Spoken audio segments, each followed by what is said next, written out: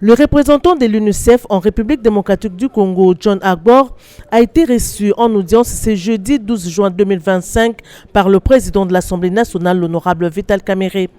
La situation de l'enfant congolais en général et celle de la jeune fille en particulier a constitué le cœur de leurs échanges. Le représentant de l'UNICEF a insisté sur la nécessité pour l'Assemblée nationale d'accompagner le gouvernement à travers une législation favorable aux droits de l'enfant en conformité avec les traités internationaux ratifiés par la RDC. Par ailleurs, Agbor a plaidé pour une augmentation significative du budget national alloué au secteur lié aux droits de l'enfant, notamment l'éducation et la santé.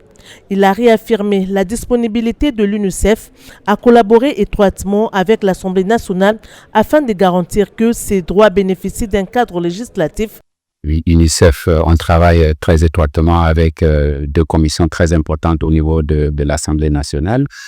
L'idée pour nous, c'est de voir comment est-ce qu'on peut travailler avec l'Assemblée pour tout ce qui est législation et budgétisation en faveur des droits des enfants. On a échangé, on a dégagé quelques pistes de collaboration. Le speaker de la Chambre basse du Parlement s'est dit réceptif à cette main tendue de l'UNICEF.